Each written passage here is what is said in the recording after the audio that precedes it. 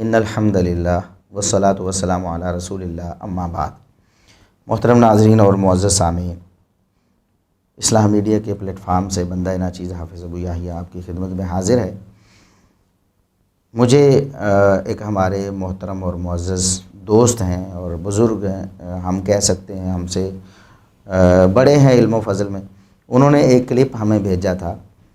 اور کہا کہ اس پر آپ کا جواب آنا چاہیے۔ یہ اس کلپ کی وجہ سے شاید لوگ عقیدے میں انحراف کا شکار ہو جائیں گے۔ وہ کلپ تھا جناب مولانا ثاقب رضا مصطفی صاحب کا۔ وہ بریلوی مکتب فکر کے معروف مبلغ ہیں۔ اپنی میٹھی زبان اور اپنے اچھے انداز اور اپنے جو ہے نا ایک سلیس اور جو ہے نا رواں انداز کی وجہ سے وہ بہت معروف ہیں، لوگ انہیں سنتے ہیں۔ تو انہوں نے نبی کریم صلی اللہ علیہ وسلم کے حوالے سے ایک ایسی بات کی جو کہ قرآن و سنت کی تعلیمات کے منافی تھی۔ تو ہم نے یہ ضروری سمجھا کہ لوگوں کو ہم اچھے طریقے سے آگاہ کر دیں کہ ان کی یہ جو بات ہے وہ غلط ہے، اگرچہ وہ اسے درست سمجھ کر ہی کر رہے ہوں گے، لیکن دلائل کی روح سے ان کی بات درست نہیں ہے، وہ غلط ہے۔ اور چونکہ اس کا تعلق عقیدے سے ہے تو یہ اور بھی بڑی ذمہ داری ہے کہ عقیدے کا معاملہ تو بڑا خطرناک ہوتا ہے۔ ہماری ذمہ داری ہے کہ ہم لوگوں کے عقیدے کی اصلاح کریں۔ انہوں نے قرآن کریم کی ایک آیت پڑھی کہ وَلَوْ أَنَّهُمْ إِذ ظَّلَمُوا أَنفُسَهُمْ جَاءُوكَ فَاسْتَغْفَرُوا اللَّهَ وَاسْتَغْفَرَ لَهُمُ الرَّسُولُ لَوَجَدُوا اللَّهَ تَوَّابًا رَحِيمًا۔ سورۃ النساء کی آیت نمبر 64 ہے، 64۔ اللہ تبارک و تعالیٰ نے فرمایا کہ یہ لوگ اپنی جانوں پر اگر ظلم کر بیٹھیں، پھر وہ اللہ سے معافی مانگیں اور آپ کے پاس آئیں، اللہ سے معافی مانگیں اور آپ بھی ان کے لیے سفارش کر دیں، تو پھر وہ ضرور اللہ رب العزت کو معاف کرنے والا اور توبہ قبول کرنے والا پائیں گے۔ اس میں بیان کیا گیا تھا کہ ایک شخص اگر جرم اور گناہ کر لیتا ہے، نبی کریم صلی اللہ علیہ وسلم کے پاس آئے، اللہ سے معافی مانگے، نبی کریم صلی اللہ علیہ وسلم سے سفارش کروائے، اور نبی کریم صلی اللہ علیہ وسلم بھی اللہ سے سفارش کریں کہ اے اللہ اس شخص سے گناہ ہو گئے، اسے معاف فرما دے، تو اللہ اسے ضرور معاف فرما دے گا۔ تو انہوں نے کہا کہ یہ جو نبی کریم صلی اللہ علیہ وسلم کے پاس آنے کا حکم ہے کہ گناہ گار نبی صلی اللہ علیہ وسلم کے پاس آئیں، تو انہوں نے کہا کہ یہ حضور صلی اللہ علیہ وسلم کی حیات طیبہ میں بھی تھا کہ آپ حضور کے پاس جائیں جب اپنی جانوں پر ظلم کر بیٹھیں، اور یہ عمل جو ہے یہ نبی کریم صلی اللہ علیہ وسلم کی وفات کے بعد بھی ہے کہ آپ فوت ہو گئے ہیں، اس کے بعد بھی آپ گناہ کرتے ہیں تو آپ نبی کریم صلی اللہ علیہ وسلم کی قبر پر جائیں۔ تو کہا اگر تم اپنی جانوں پہ ظلم کر بیٹھو تو میرے محبوب کی چوکھٹ پہ آ جاؤ۔ اور یہ حضور کی حیات طیبہ میں بھی تھا، ظاہری حیات میں بھی، کہ حضور کے پاس جائیں جب اپنی جانوں پہ ظلم کر بیٹھے۔ صحابہ گناہ کر بیٹھتے تو حضور کے پاس آتے۔ یہ بات انہوں نے کی، حالانکہ یہ بات بالکل غلط ہے۔ قرآن کریم کی اس آیت کا مصداق یہ ہے کہ ایک شخص جو نبی کریم صلی اللہ علیہ وسلم کی زندگی میں موجود ہے، اس سے گناہ ہوا، وہ نبی کریم صلی اللہ علیہ وسلم کے پاس جاتا ہے اور جا کر کہتا ہے اللہ کے رسول میں نے یہ گناہ کر لی، میں اللہ سے معافی مانگتا ہوں، آپ میری سفارش کر دیجئے، یعنی دعا کرواتا ہے وہ نبی کریم صلی اللہ علیہ وسلم سے بھی کہ اللہ اسے معاف فرما دے، تو اللہ تبارک و تعالیٰ اسے معاف فرما دیتے۔ اس سے زیادہ کچھ نہیں۔ نبی کریم صلی اللہ علیہ وسلم کی وفات کے بعد سیدنا ابو بکر رضی اللہ عنہ، سیدنا عمر فاروق رضی اللہ عنہ، سیدنا عثمان غنی رضی اللہ عنہ، سیدنا علی مرتضیٰ رضی اللہ عنہ، اس کے علاوہ دیگر عشرہ مبشرہ ہیں، اصحاب بدر ہیں، اصحاب احد ہیں، اصحاب بیت رضوان ہیں، فتح مکہ والے ہیں،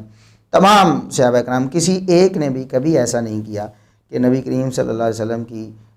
قبر مبارک پر گیا ہو اور جا کر کہا ہو کہ اللہ کے رسول مجھ سے غلطی ہوگی۔ ظاہر ہے صحابہ کرام تو ہر معاملے میں ہم سے بہت زیادہ اللہ سے ڈرتے رہتے تھے۔ سیدنا عثمان رضی اللہ عنہ کے بارے میں دیکھ لیں، قبر کو یاد کر کے بہت زیادہ رونا شروع کر دیتے تھے، حالانکہ جنت کی بشارتیں انہیں ملی ہوئی تھیں، نبی کریم صلی اللہ علیہ وسلم کی زبانی بھی۔ اصحاب بدر کو دیکھ لیں کہ اللہ تبارک و تعالیٰ نے ایڈوانس میں ان کی معافی کا اعلان کر دیا تھا، اس کے باوجود وہ روتے رہتے تھے۔ اسی طرح صلح حدیبیہ والے رضی اللہ عنہم ورضوا عنہ ید اللہ فوق ایدیہم فعلم ما فی قلوبہم، اتنی ساری بشارتیں پانے کے باوجود بھی وہ اللہ سے ڈرتے رہتے تھے اور روتے رہتے تھے۔ تو ان میں سے کوئی بھی ایسا نہیں ہے جو نبی کریم صلی اللہ علیہ وسلم کی قبر مبارک پر چلا گیا اور جا کر کہا ہو کہ اللہ کے رسول ہمیں اللہ نے حکم دیا ہے قرآن میں کہ جب تم سے غلطی ہو جائے تو میرے نبی کے پاس آؤ، تو آپ صلی اللہ علیہ وسلم آپ ابھی ہمارے پاس اس طرح جسمانی طور پر تو موجود نہیں ہے، ہمارے پاس آپ کی قبر ہے تو ہم آپ کی قبر پہ آ گئے ہیں، تو پلیز آپ ہماری اللہ سے سفارش کر دیجئے، ایسا قطعاً کسی صحابی سے ثابت نہیں ہے۔ اب مولانا ثاقب رضا مصطفی صاحب نے ایک دو دلیلیں اس کے حق میں دینے کی کوشش کی ہے۔ وہ کہتے ہیں کہ اب حضور کے وصال کے بعد بھی یہ عمل صحابہ میں جاری رہا، حالانکہ میں نے آپ سے عرض کیا کہ کسی صحابی نے قطعاً کبھی ایسا نہیں کیا کہ نبی کریم صلی اللہ علیہ وسلم کی قبر مبارک پہ جا کر اللہ کے ہاں سفارش کروانے کی جو ہے وہ فریاد کی ہو یا ایسی اپیل کی ہو، لیکن وہ کہتے ہیں کہ یہ عمل صحابہ میں جاری رہا، تابعین میں جاری رہا، بعد میں آنے والوں کے لیے جاری رہا، اور امت آج تک وہاں جا کر حضور سے شفاعت کی طلبگار ہوتی ہے اور اپنے گناہوں کی معافی حضور کے وسیلے سے طلب کرتی ہے۔ اب حضور کے وصال کے بعد بھی یہ عمل صحابہ میں جاری رہا، تابعین میں جاری رہا، بعد میں آنے والوں کے لیے جاری رہا، اور آج تک امت وہاں جا کے حضور سے شفاعت کی طلبگار ہوتی ہے اور اپنے گناہوں کی معافی اللہ کے حضور کے وسیلے سے طلب کرتی ہے۔ انہوں نے ایک روایت پیش کرنے کی کوشش کی ہے اس حوالے سے، ہم کہتے ہیں کہ وہ روایت ہم بعد میں دیکھتے ہیں، پہلے ہم کہتے ہیں کہ اگر جس طرح کے ہمارے بریلوی بھائیوں کا عقیدہ ہے کہ نبی کریم صلی اللہ علیہ وسلم حاضر و ناظر ہیں، وہ ہر جگہ موجود بھی ہیں اور ہر جگہ دیکھ سن بھی رہے ہیں، یہ ان کا عقیدہ ہے اور یہ ان کے علماء کا بھی عقیدہ ہے، اور یقیناً مولانا ثاقب رضا مصطفی صاحب کا بھی ایسا ہی عقیدہ ہے کہ نبی کریم صلی اللہ علیہ وسلم ہر جگہ موجود ہیں، یہاں بھی ہمارے پاس موجود ہیں، ہماری باتوں کو سن بھی رہے ہیں۔ تو یہ عقیدہ رکھنے کے بعد پھر یہ کہنا کہ گناہ کرنے والے کو نبی کریم صلی اللہ علیہ وسلم کی قبر پر جانا چاہیے اور وہاں جا کر سفارش کا مطالبہ کرنا چاہیے، تو یہ تو عجیب سا بے تکی سی بات ہو جائے گی نا، جب نبی کریم صلی اللہ علیہ وسلم یہاں بھی موجود ہیں اور قرآن کہتا ہے کہ جاؤ کا، اے نبی وہ آپ کے پاس آئیں، جب یہاں آپ پہلے سے موجود ہیں تو ہمیں کہیں جانے کی ضرورت نہیں ہے، تو قبر مبارک پر جانے کی بھی ضرورت نہیں ہے، جا کر کہیں کہ اے نبی آپ ہماری سفارش کریں۔ ادھر بیٹھ کے آپ یا رسول اللہ کی صدائیں دیتے ہیں، تو آپ کا یہ عقیدہ ہے نا کہ نبی کریم صلی اللہ علیہ وسلم یہاں موجود ہیں اور ہماری صدائیں سن رہے ہیں، تو آپ یہاں بیٹھ کے آپ کہیں کہ حضور مجھ سے غلطی ہو گئی، اور پہلی بات تو یہ ہے کہ حضور دیکھ رہے ہیں اور آپ غلطی بھی کر رہے ہیں، تو دوسری بات یہ ہے کہ آپ یہی کہہ دیں کہ حضور مجھ سے غلطی ہوگی، آپ اللہ سے میرے لیے سفارش کر دیں، تو کافی ہو جائے گا، اس کے لیے قبر پہ جانے کی کیا ضرورت ہے؟ تو آپ کہیں کہ بعد میں بھی امت کے لوگ صحابہ قبر پہ جاتے رہے، تابعین قبر پہ جاتے رہے، اور پھر بعد والے لوگ آج تک وہاں جا کر حضور کی شفاعت کے طلبگار ہوتے ہیں، تو یہ بے تکی سی بات ہے، اور یہ میں پتہ نہیں کیوں مجھے بار بار یہ خیال آتا ہے کہ ہمارے بریلوی بھائی اگر تھوڑا سا غور کر لیں نا اپنے عقائد پر، تو انہیں پتہ چل جائے کہ یہ تو زمین و آسمان کا فرق ہے خود ہمارے اپنے ہی بعض عقائد میں۔ اب دیکھیں، ایک طرف سے وہ یہ نعتیں وغیرہ پڑھتے ہیں کہ ہوا کو کہتے ہیں کہ میرا سلام حضور تک پہنچا دیں، دوسری طرف یہ عقیدہ بھی ہے کہ حضور یہاں بھی موجود ہیں، تو بالکل اسی طرح یہ اس معاملے میں بھی ہے کہ یہاں حضور صلی اللہ علیہ وسلم موجود ہیں، تو پھر قبر مبارک پر جا کر وہاں سے سفارش کروانے کی کیا تو بنتی ہے؟ اور یہ بات ہم اپنی طرف سے نہیں کہہ رہے،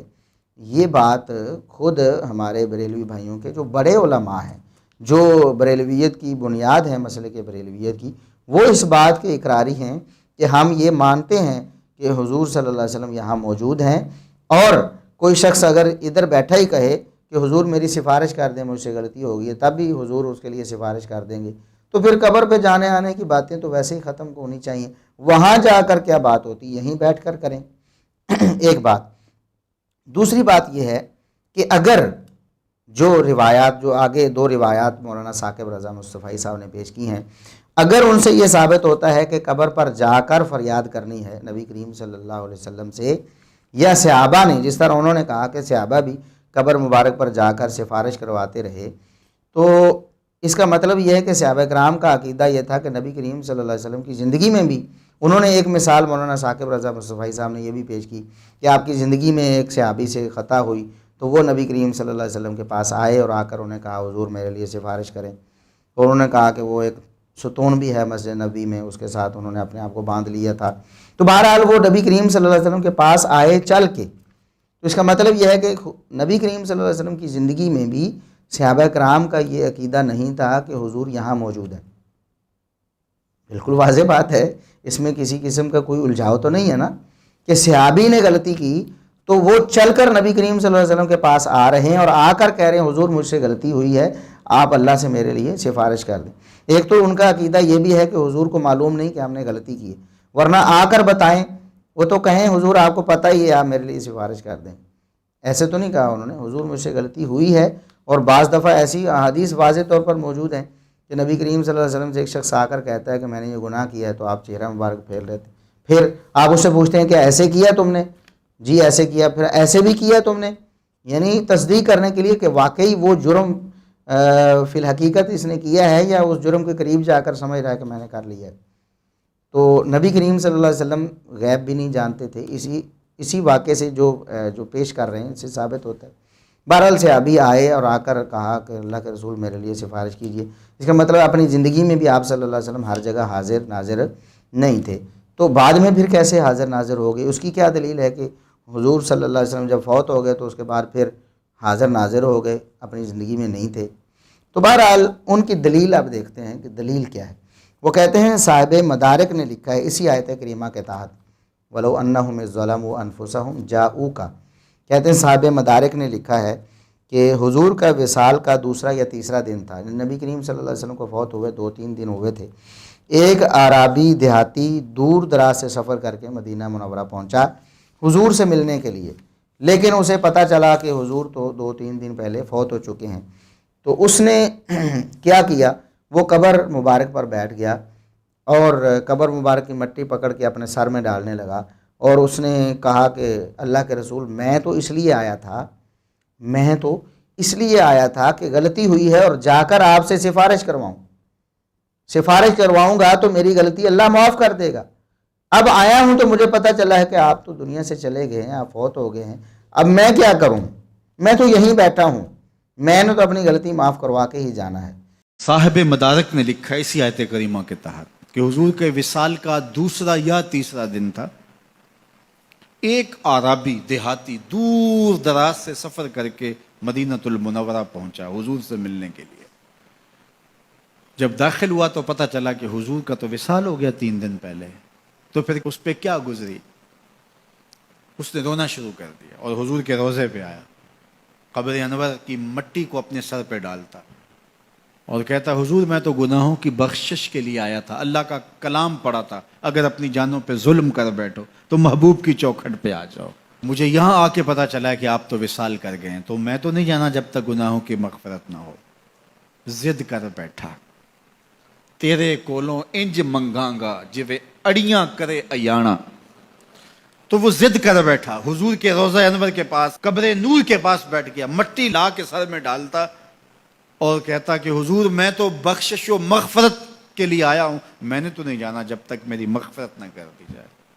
تو صاحب مدارک نے لکھا ہے فنودی من القبر انہ قد غفر لک، قبر نور سے آواز آئی جا تیرے گناہ معاف کر دیے گئے۔ یہ حضور کے وصال سے 3 دن بعد کی کہانی ہے۔ پہلی بات تو یہ ہے کہ یہ من گھڑت قصہ ہے، ایسی کوئی روایت نبی کریم صلی اللہ علیہ وسلم یا صحابہ کرام سے قطعاً ثابت نہیں ہے۔ دوسری بات، اگر ہم اس کی سند پہ بھی بات آگے کر لیتے ہیں، محدثین کے اقوال بھی ہم اس حوالے سے نقل کرتے ہیں۔ پہلے ہم ذرا لاجیکلی اس روایت کو دیکھتے ہیں۔ اس شخص کا، اس عرابی اور دیہاتی کا عقیدہ کیا تھا؟ اس کا عقیدہ کیا تھا کہ نبی کریم صلی اللہ علیہ وسلم حاضر ناظر نہیں ہے۔ اگر وہ حاضر ناظر سمجھ رہا ہوتا تو وہیں پر ہی عرض کرتا اللہ کے رسول میرے سے غلطی ہوگی، میری جو ہے وہ خطا معاف کروائیے، میرے لیے سفارش کیجیے۔ نہیں، اور اس سے یہ بھی ثابت ہوتا ہے کہ نبی کریم صلی اللہ علیہ وسلم کے جو صحابہ تھے یا آپ کے دور میں جو موجود مقدس ترین افراد تھے وہ بھی غیب نہیں جانتے تھے، ورنہ صحابی کو پتہ چل جاتا، اس عرابی دیہاتی صحابی کو، کہ حضور فوت ہو چکے ہیں، وہ دور دراز سے ملنے کے لیے پھر نہ آتا یا وہیں سے بیٹھ کے ہی پھر سفارش کروا لیتا۔ بہرحال کئی ایک باتیں ہیں جو مطلب سوچی سمجھی جا سکتی ہیں، لیکن یہ من گھڑت قصہ ہے۔ اس روایت کو جن لوگوں نے پیش کیا ہے ان لوگوں کو چاہیے کہ اس کی کوئی سند پیش کریں۔ آخر سند دین ہے نا، جیسا کہ عبداللہ بن مبارک رحمہ اللہ تعالیٰ کا فرمان ہے کہ صحیح مسلم کے مقدمے میں امام مسلم نے پیش کیا ہے کہ الاسناد من الدین لولا الاسناد لقال من شاء ما شاء، سند تو ہمارا دین ہے، اگر سند نہ ہوتی تو جس کا جو دل چاہتا کہتا رہتا. تو بالکل جو سند کا اعتبار نہیں کرتے وہ جو مطلب ان کا دل چاہتا ہے وہ کہتے رہتے ہیں. جو سند کا اعتبار کرتے ہیں جس طرح محدثین نے کیا ہے، آج بھی مسلمان سند کا اعتبار کرتے ہیں، تو وہ سند کو دیکھتے ہیں کہ یہ واقعہ ثابت بھی ہے کہ نہیں. ہم کس طرح اس بات پر ایمان لے آئے؟ یہ جو بے سر و پا واقعہ ہے اور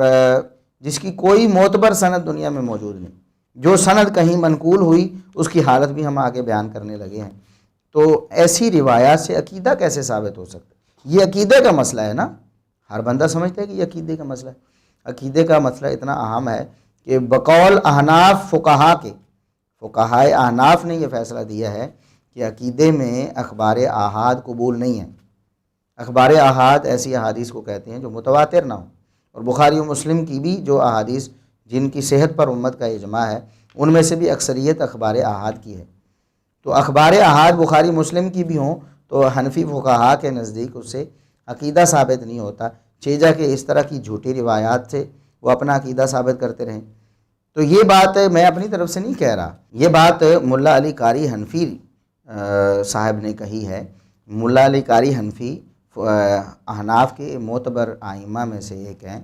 انہوں نے ایک کتاب لکھی ہے، ہم اس کے بارے میں تفصیل سے اس کا نام بھی نہیں ہے بتاتے، بات لمبی ہو جائے گی. تو انہوں نے اس کتاب میں یہ لکھا، ہم اس کا حوالہ انشاءاللہ سکین کی صورت میں آپ کے سامنے یہاں پیش کر دیں گے. تو انہوں نے لکھا کہ یہ جو بات ہے عقیدے کے حوالے سے ہے، لِأَنَّهُ فِي بَابِ الْاعْتِقَادِ لَا يُعْمَلُ بِالظَّنِّيَّاتِ. کہتے ہیں کہ اعتقاد کے مسائل میں جو ظنیات ہیں، وہ اخبار احاد کو بھی ظنیات ظنی کہتے ہیں نا، تو کہتے ہیں اخبار احاد اور ظنیات جو ہیں عقیدے میں ان پر عمل نہیں کیا جاتا. اور ولا یکتفا بالاحاد من الاحادیث الواہیات والروایات الوہمیات، اور کہتے ہیں کمزور روایات یا وہمی جو روایات ہیں ان پر جو اخبار احاد بھی ہیں اور ساتھ میں اس درجے کی کمزور اور من گھڑت بھی ہیں، ان پر ہم کس طرح بنیاد بنا کر ایک عقیدہ بنا سکتے ہیں. یہ بات ملا علی قاری حنفی صاحب نے کہی ہے. اب اس روایت کی ذرا حقیقت دیکھ لیں. ایک امام گزرے ہیں، امام ابن عبد الہادی رحمہ اللہ تعالی، شیخ الاسلام ابن تیمیہ رحمہ اللہ تعالیٰ کے شاگردوں میں سے تھے. انہوں نے اس دور میں ایک شخص تھا سبکی نامی، اس کا رد کیا. وہ ایک ایسا شخص تھا جو عالم تھا لیکن اس کے عقائد خطرناک تھے. تو اس کا رد کیا علامہ ابن عبد الہادی رحمہ اللہ تعالیٰ نے. تو وہ فرماتے ہیں کہ اس کی ایک سند، بعض لوگ کہتے ہیں کہ یہ سند ہے، اگر ہم مان لیں کہ اس کی سند یہ ہے تو وہ کہتے ہیں کہ والجواب ان ھذا خبر منکر موضوع واثر مختلق مصنوع لا یصح الاعتماد علیہ. اگر مان لیا جائے کہ یہ اس کی سند ہے اور ہم اسی سند سے اس کو مان لیں کہ یہ واقعی روایت اسی سند سے ہے، تو کہتے ہیں کہ یہ منکر خبر ہے اور من گھڑت ہے اور یہ خود ساختہ اور بناوٹی ہے، کسی نے اپنی طرف سے بنائی ہے. اس پر اعتماد کیسے درست ہو سکتا ہے؟ وَإِسْنَادُهُ ظُلُمَاتٌ بَعْضُهَا فَوْقَ بَعْضٍ. اس کی سند ایسی ہے کہ اس کی کڑیاں اندھیرے ہی اندھیرے میں ہیں، یعنی اس میں مجہول اور جھوٹے راوی موجود ہیں. وہ کہتے ہیں کہ اس میں ایک راوی الحیثم نامی جو احمد بن الحیثم کا دادا ہے. کہتے ہیں کہ میرے خیال میں وہ ابن عدی الطائی ہے. اگر یہ وہی ہے تو فہو متروک کذاب، یہ تو متروک اور کذاب راوی ہے. یہ تو ابن عبد الہادی رحمہ اللہ کی بات ہے. ہم چلے آتے ہیں تھوڑے سے پیچھے، یہ تھوڑے ہمارے قریب زمانے میں ایک کتاب ہے کنز العمال، کنز العمال نامی کتاب ہے. تو اس میں جو اکثر ہمارے بھائی ایسی بے سروپا روایات یا جھوٹی یا کمزور روایات وہاں سے پیش کر کے اپنے عقیدے کے طور پر انہیں پیش کرتے ہیں کنز العمال. تو کنز العمال میں یہ روایت آئی، تو اس روایت کو درج کرنے کے بعد کنز العمال کے جو مصنف ہیں علامہ متقی ہندی، وہ کہتے ہیں کہ الحیثم ابن عدی الطائی متروک، حیثم بن عدی الطائی جو ہے وہ متروک راوی ہے. تو یہ روایت اگر کوئی سند اس کی سمجھ لی جائے دنیا میں ہے تو وہ سند جھوٹی سند ہے اور منکر ہے وہ روایت، اور اس پر اعتماد کرنا قطعاً درست نہیں ہے. یہ تو ہو گیا یہ واقعہ جو مولانا ثاقب رضا مصطفی صاحب نے پیش کیا ہے کہ نبی کریم صلی اللہ علیہ وسلم کی وفات کے بعد 3 دن یا 2 دن بعد ایک شخص عرابی آیا اور اس نے آ کر قبر مبارک پر ڈیرا ڈال لیا اور اپنی قبر پر جو مٹی تھی وہ اپنے سر پر ڈالنے لگا اور کہا حضور سفارش کریں معافی لے کر ہی جاؤں گا. پھر قبر سے وہ کہتے ہیں کہ آواز آئی کہ تجھے معاف کر دیا گیا. تو یہ روایت جھوٹی اور من گھڑت ہے. ایسی روایت سے عقیدہ بنانا کیسے درست ہوتا ہے؟ اس سے آگے انہوں نے ایک اور روایت پیش کی مولانا ثاقب رضا مصطفی صاحب نے. کہتے ہیں کہ اس سے ایک عرصے بعد امام عتبی یا عتبی کہتے ہیں میں حضور کے روضے کے پاس بیٹھا ہوا تھا. ایک دیہاتی اور اس نے بھی فریادیں کی اور فریادیں کر کے چلا گیا. میں بیٹھا رہا، بیٹھے بیٹھے اونگ آ گئی. خواب میں حضور کی زیارت ہوئی. حضور نے فرمایا عتبی اٹھو اور اس عرابی کو تلاش کرو، جب مل جائے تو میری طرف سے جنت کی بشارت دے دو. پھر انہوں نے اس پر ایک شعر بھی پڑھا کہ سرکار کی دہلیز سے ہوتے ہوئے آؤ، یعنی جس نے معافی لینی گناہوں کی نبی کریم صلی اللہ علیہ وسلم کی وفات کے بعد بھی آپ کی قبر پر آئے تب اسے معافی ملے گی. اور اس کے ایک عرصہ بعد امام عطابی کہتے ہیں میں حضور کے روضے کے پاس بیٹھا تھا اور ایک دیہاتی آیا اور اس نے بھی فریادیں کی اور فریادیں کر کے چلا گیا اور میں بیٹھا تھا، بیٹھے بیٹھے اونگ آ گئی تو حضور کی زیارت خواب میں ہوئی اور آپ نے فرمایا اے عطابی اٹھو اور اس عرابی دیہاتی کو ڈھونڈو اور جب مل جائے میری طرف سے جنت کی بشارت دے دو. مجرم ہو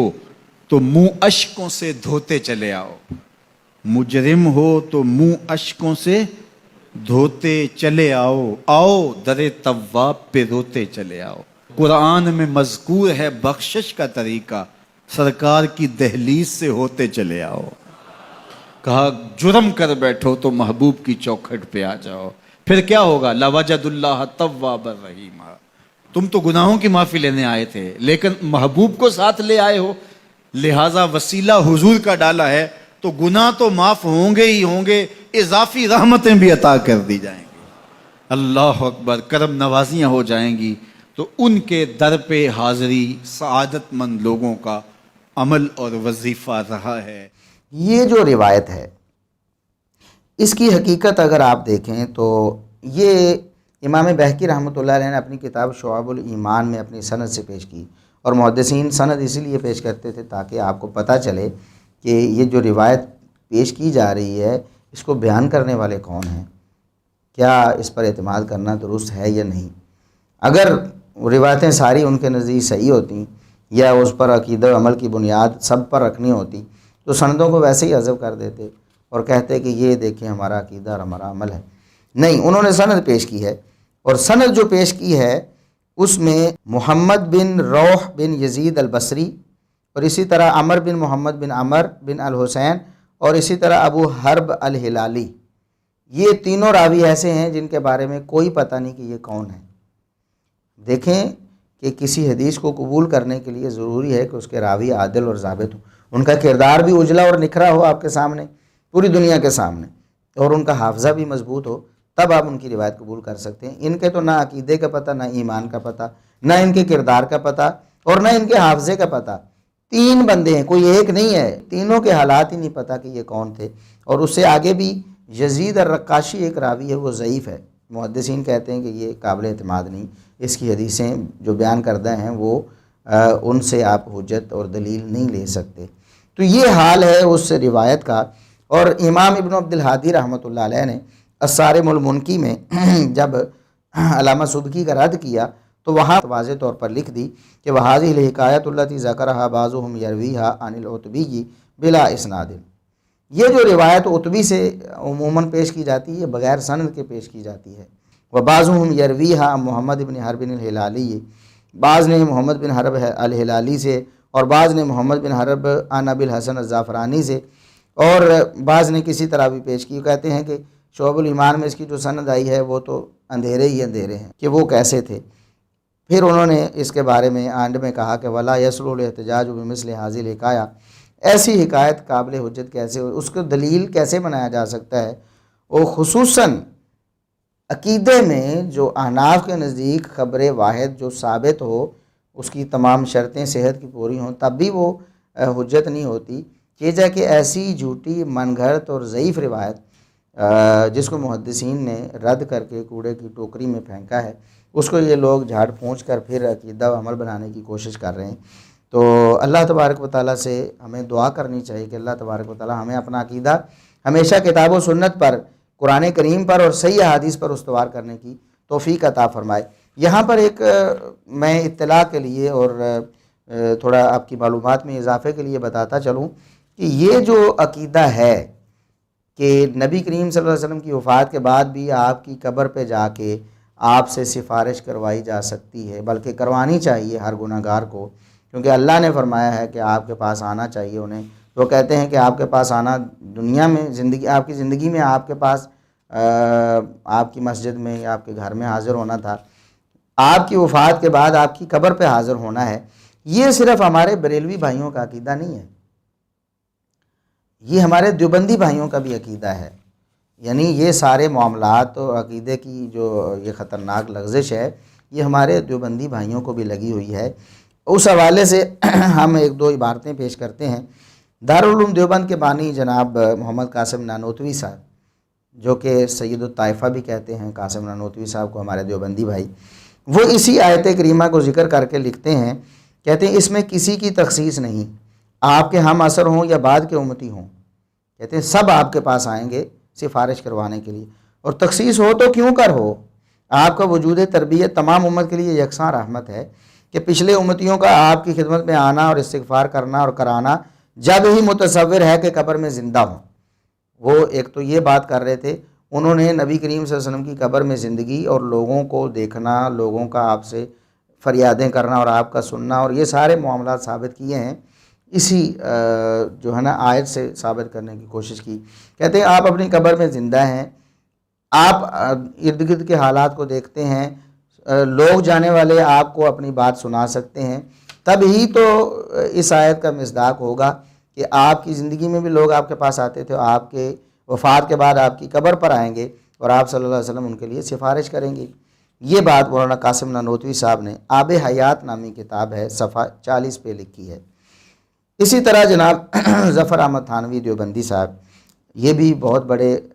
علماء میں شمار ہوتے ہیں، مکتب فکر دیوبند کے، 1394 ہجری میں فوت ہوئے۔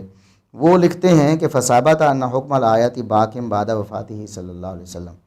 ثابت ہوا جو بھی انہوں نے پیچھے پتہ نہیں کون سے دلائل دیے ہوں گے، ان دلائل سے کہتے ثابت ہوا کہ اس آیت کریمہ کا حکم آپ صلی اللہ علیہ وسلم کی وفات کے بعد بھی باقی ہے، یعنی آپ کی وفات کے بعد آپ کی قبر مبارک پر آ کر آپ سے سفارش کروانی ہے۔ اسی طرح ایک عالم گزرے ہیں 9ویں 10ویں صدی ہجری کے علامہ سمہودی، انہوں نے کہہ دیا کہ علماء نے اس آیت سے یہی سمجھا ہے کہ آپ صلی اللہ علیہ وسلم کی زندگی میں آپ کے پاس جانا اور آپ کی وفات کے بعد بھی آپ سے سفارش کروانی ہے، اور کہتے ہیں کہ یہ بدوی والی حکایت اور اتبی والی حکایت اس کی دلیل ہے۔ تو انہوں نے کہا کہ علماء یہی کہتے ہیں۔ علامہ سبکی نے بھی یہ بات لکھی تھی، یہ بات علامہ سمودی نے تو بعد میں لکھی، علامہ سبکی چونکہ پہلے کے ہیں، انہوں نے بھی یہی بات لکھی تھی کہ علماء یہ سمجھتے ہیں، جو علماء ہیں وہ یہ سمجھتے رہے ہیں کہ نبی کریم صلی اللہ علیہ وسلم کی قبر پر سفارش کروانے کے لیے آنا چاہیے۔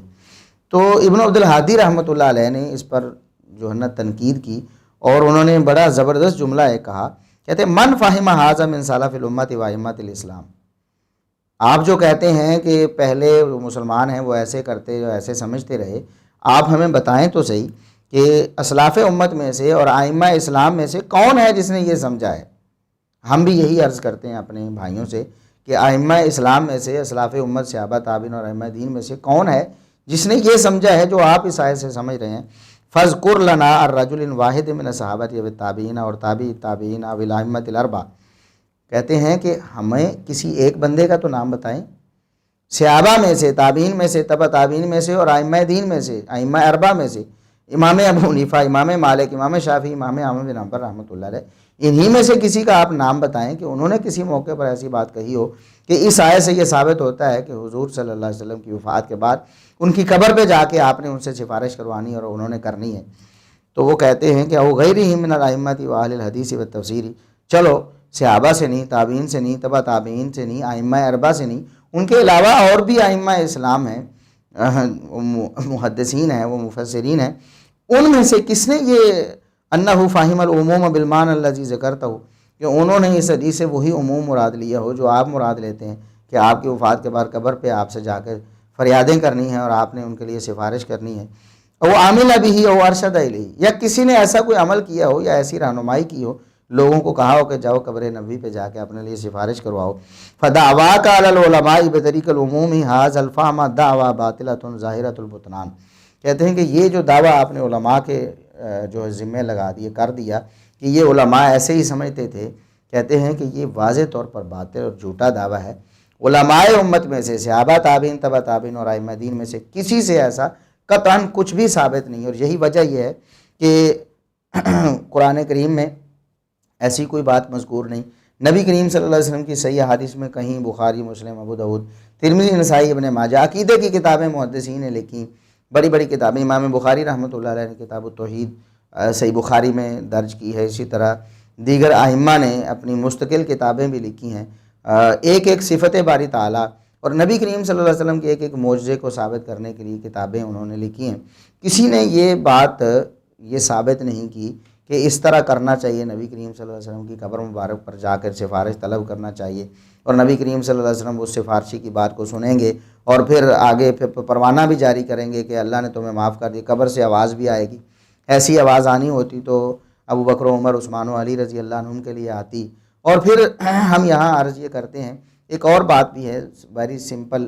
بڑی آسان اور سادہ سی بات ہے کہ صرف یہی نہیں کہ نبی کریم صلی اللہ علیہ وسلم کے پاس سفارش کے لیے آنا تھا اپنی زندگی میں غلطی کرنے کے بعد، بلکہ اگر انہی آیات کے سیاق میں آگے بھی کچھ آیات اگر آپ پڑھ لیں اور پیچھے بھی پڑھ لیں تو انہی آیات میں اللہ تبارک و تعالیٰ نے فرمایا کہ جب ان میں اختلاف ہو جائے تو پھر اس اختلاف کو تم اللہ اور اس کے رسول صلی اللہ علیہ وسلم کی طرف لوٹاؤ، اختلاف کو اللہ اور رسول صلی اللہ علیہ وسلم کی طرف لوٹاؤ۔ تو اختلاف کو اللہ اور اس کے رسول صلی اللہ علیہ وسلم کی طرف لوٹانا، اللہ کی طرف لوٹانا یعنی کتاب اللہ کی طرف رجوع کرنا، نبی کریم صلی اللہ علیہ وسلم کی طرف لوٹانا آپ کی زندگی میں آپ کے پاس جا کر، اور آپ صلی اللہ علیہ وسلم کی وفات کے بعد کیا ہے کہ آپ کی قبر پہ جا کر اختلاف پیش کرنا ہے کہ حضور ہمارے اختلاف کا حل کیجیے، نہیں نا۔ اسی طرح انہی آیات کے سیاق میں اللہ تبارک و تعالیٰ نے یہ بات ارشاد فرمائی کہ جب انہیں نبی کریم صلی اللہ علیہ وسلم کی طرف بلایا جاتا ہے تو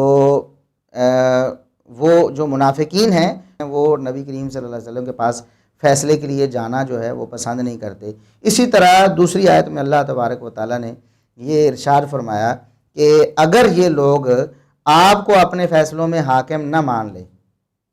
آپ کے پاس آ کے فیصلہ نہ کروائیں، تو اس کا مطلب یہ ہے کہ یہ مومن نہیں ہے۔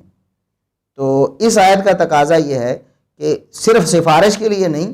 بلکہ نبی کریم صلی اللہ علیہ وسلم کے پاس فیصلہ کروانے بھی جانا ہے، اور جو فیصلہ کروانے نہیں جاتا قرآن نے کہا کہ وہ منافق ہے۔ تو پھر اگر اس آیت میں عموم ہے تو اس آیت میں عموم کیوں نہیں ہے؟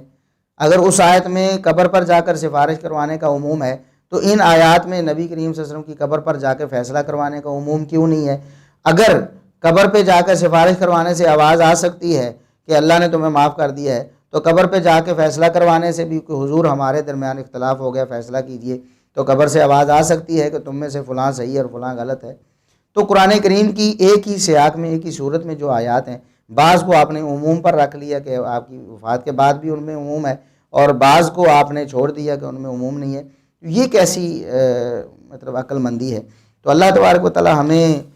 قرآن و سنت کے مطابق اپنے عقائد و اعمال کو بنانے کی اور کتاب و سنت پر ہی عمل کرنے کی توفیق عطا فرمائے۔ وآخر دعوانا ان الحمد للہ رب العالمین۔